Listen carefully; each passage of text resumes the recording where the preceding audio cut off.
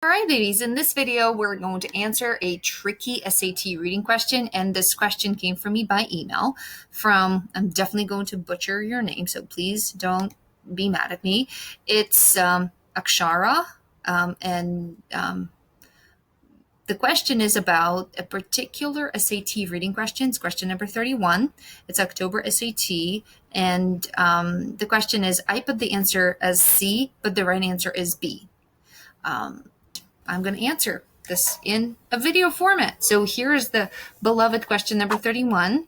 And in this question, we're going to use a strategy. I call the strategy keyword locator strategy. So the keyword is going to be locating the part of the passage that we need to read. Let's read the question. Which finding about rivers from the end of the Permian period, if true, would best support Davies and Gibling's argument? What do you think are keywords here?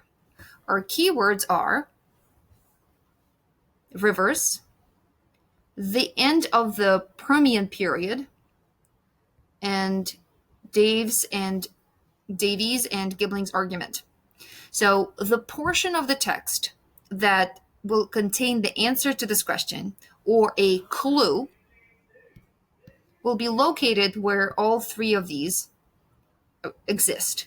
So let's go on a hunt. Let's go on a treasure hunt and locate a portion of the text that talks about a Permian period. And if you scan the whole text, you are going to find only one occurrence of Permian period.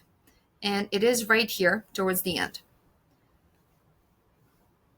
For changes preserved from the end of the Permian period, when a lot of plant life was wiped out. So the only clue that's given to us is that at the end of the Permian period, a lot of plant life was wiped out. Okay, if you've read this passage or you remember this passage in any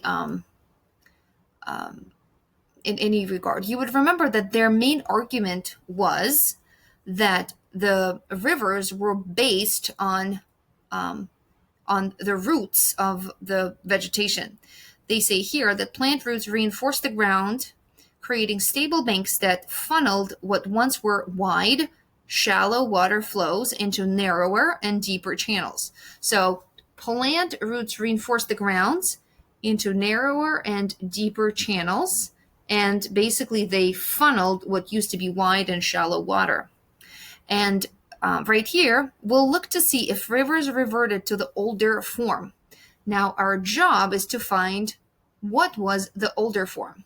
And right here, at the beginning of the passage, it does say that the older form was, I'm just going to change color, the older form was wide and shallow water. Okay, let's take a look at the answer choices.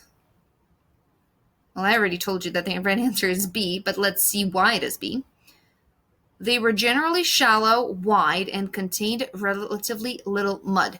Well, let's actually investigate this about mud. And you could see that in the passage, it does say that, in addition, more complex, diverse rivers, I'm reading right here, remains emerge, including more traces of mud. More traces of mud. So more traces of mud means the newer way, and the older way, wide, shallow water. No mud. So the right answer would be they were generally shallow, wide, and contained relatively little mud. Why is it not C? They tended to be single-channel meandering rivers. Well, because this does not strengthen their argument. If in the Permian period, rivers, when there was no vegetation, when there was no vegetation, when there were no, it's a bad tree, but like the roots, right? That's the B. That would be thick. Oh my God, this is terrible. But pretend this is a tree. When there were no trees, rivers tended to be single channel. By the way, they does not refer to the scientist here. This pronoun maps back to the rivers. Rivers tended to be single-channeled, meandering rivers. How does this prove their argument that vegetation was responsible for building deep rivers. There's nothing to do with it. So C is out. So is A. So is D. D actually has a cool vocabulary word, accretion. So for fun, let's just look it up. Accretion. Accretion means process of growth or increase, accumulation. They characteristically displayed extensive lateral accretion. This has nothing to do with their argument because their argument was all about plants. And A is planted there, pun intended. It was planted there on purpose. They often flow through areas containing very little rooted vegetation.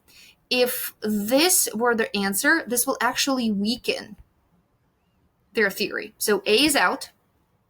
But because it has the word vegetation, and many of the students may remember that Dave's and Gibling's argument was about vegetation, then they would have chosen A. But B here is the right answer.